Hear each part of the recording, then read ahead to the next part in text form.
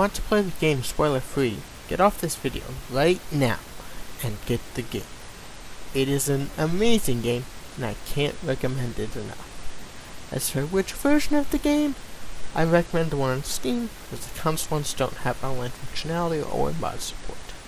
I'll give you 3 seconds to leave. 3, 2, 1. Hello everybody, and welcome to another video.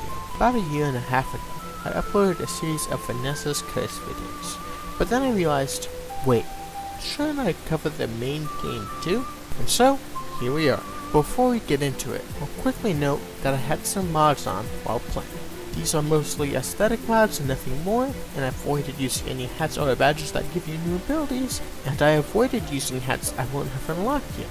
But I did use some convenience mods, such as allowing more badges to do one at once, a hat wheel you can organize, and other similar things.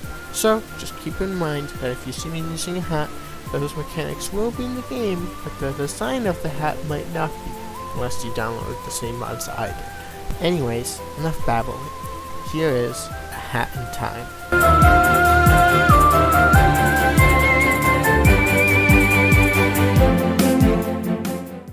You start off with being introduced to Hat Kid, a space girl that is heading home in a spaceship. On her way, a mafia member from a nearby planet comes knocking, demanding that Hat Kid pays a tax for her space boat. Hat Kid rejects, and the mafia member barges in, and makes Hat Kid lose all of her timepieces which were fueling her ship. She now has to go across the planet to recover her lost timepieces. Despite the large fall, she lands perfectly safe in Mafia Town. She quickly meets Mustache Girl, who hates the Mafia and frequently scrambles with them. After some straight-up stalking from Hat Kid, they team up, so that Mustache Girl gets help with defeating the Mafia, and Hat Kid gets help with recovering her timepieces. However, after the defeat of the Mafia boss, Mustache Girl finds out what the timepieces do, and the relationship quickly turns sour. This is because Mustache Girl wants to use the timepieces to stop crying, but Hat Kid just wants to go home. Mustache Girl then supposedly takes half of your pawns, but she actually doesn't. Something I find funny is that you can completely skip Chapter 2 if you continue exploring Mafia Town instead of going to Chapter 2. You can easily get the 7 timepiece requirement for Chapter 3, which would let you get the 14 timepiece requirement for Chapter 4, which, with all 3 chapters combined, lets you reach 27 timepieces, enough to access the final level without ever having gone to Chapter 2. You could also do this for Chapter 4. You can't do this for Chapter 3, or at least not for the first 2 acts, since you need the hookshot badge in order to beat Chapter 2 and Chapter 4. Anyway, Chapter 2 is the Battle of the Birds, and Hat Kid stars in various films by 2 different producers, both of them trying to one-up each other.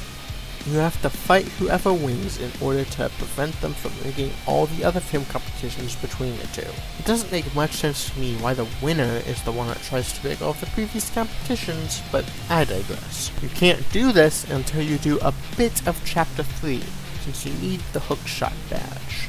Speaking of Chapter 3, it's the Subcon Forest, where you will encounter all sorts of weird creatures. The main one is Snatcher, who snatches your soul after you twist your arm into signing an unfavorable contract, and later snatches your hat after you've done all of his contracts. Funnily enough, if you do all the contracts and don't fall into his traps making you do more, he gives you a unique piece of dialogue, forcing you to sign more contracts even though you've already done everything you were required to do. Capitalism at its finest. This chapter also contains the most scary act in the game, and it's not even close. Just do the skip right here if you want to avoid the scariness, but you unfortunately won't get any of the collectibles throughout the mansion. So, if you want those, you have to face your fears and go through the mansion. After that, you teach Snatcher that blue paint does count. Did you just color me blue with my own attack? This can't count, right? Surely this doesn't count! And you get your soul back. Next, you visit Alpine Skyline, a fairly chill region, especially compared to all the others, and very mountainous. There isn't even an ultimate bad guy to face here. The final boss is an infectious disease, not a living thing. This is by far the most linear, yet most massive chapter at the same time. You choose a path and you are stuck on that path until you get a timepiece or decide to go back to the starting area to go down a different path. But the area is huge, and you can tell just by looking at it. It's probably still the most forgotten about chapter though. And finally, the final chapter, which is just one act, your final confrontation with the Mustache Girl. If you haven't played the game, you probably have been wondering what Mustache Girl has been doing. She says that she's going to collect timepieces herself, but that was a lie. She just lets Hat Kid collect timepieces, and when she thinks Hat Kid has collected enough, she just steals them and uses them herself. She takes over the planet and basically becomes Robespierre from the French Revolution. After a short platforming section, you reach Mustache Girl, and she decides to spare you. But then, you simply walk close to her, and you totally could just get one of many timepieces and undone her actions that way, and she decides to try and kill you. Cue the final boss fight. Everyone from each chapter teams up with you to help defeat Mustache Girl, as no one likes that she just gets to decide who's good or bad with no one else's input. With the power of friendship, you defeat Mustache Girl and say goodbye to your new friends before heading home. The game is overall silly and goofy, but don't let that fool you. It can be very serious when it wants to be. For example, the ending. It isn't portrayed too seriously, but it still portrays what it wants to. Basically, you could be the most morally righteous person, but trying to force those morals onto other people will only make enemies and make no progress. In fact, it turns people who normally wouldn't care against you. Hat Kid just wants her timepieces back and doesn't really care about what happens on the planet. She just wants to go home. But Mustache Girl trying to make Hat Kid fight crime is what turns them against each other, which inevitably led to Mustache Girl's fall. As for gameplay, it's pretty fun.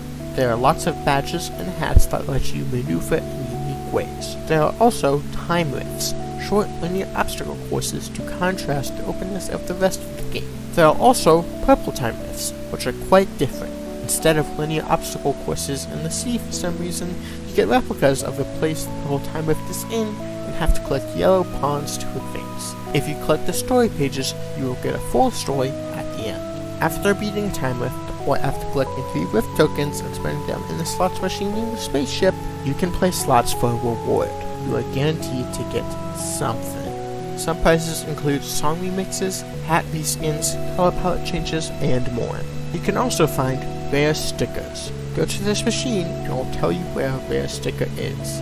These things have real value for some reason. But don't get your hopes up, because one is worth 10 cents at most, and you can only sell them if you have the Steam version of the game. After all is said and done, you'll have 40 timepieces. If you don't have the DLC. About a year after the game came out, it got a DLC, as it was one of the stretch goals from the fundraiser. This DLC is Seal the Deal, and it came out on September 15th, 2018. And it was free for the first day. This DLC focuses on upping the challenge if you thought the main game was too easy. The Seal part of the DLC adds the Arctic Cruise, a 3-act chapter which contains the most adorable characters in all of gaming, the seals. When you aren't adoring the seal's cuteness, you will be collecting time shards, working for the ship, and recreating the Titanic in order to get timepieces. Fun fact. This chapter includes one of the few official art pieces with Hat Kid in a hat other than the main kid's hat or some variation of it, with instead having the squint hat on for Act 2. The main focus is definitely the deal part. Snatcher comes on your ship and offers you contracts, but instead of the completely one-sided ones from the main game, these ones have you tackle challenges in order to get some cool rewards. And when I say challenges, I mean it. These are tough. There's also a unique Snatcher variation for most of the artwork. The next DLC, Yakuza Metro, also has its own sections in this contract list once it came out. If you don't like challenges, you can make each one easier with Peace and Tranquility, although it will cost you some pawns. You'll still get the rewards, although you can't do the bonus challenges. Another 8 months after Seal the Deal came out, the second DLC, Yakuza Metro, came out on May 10th, 2019.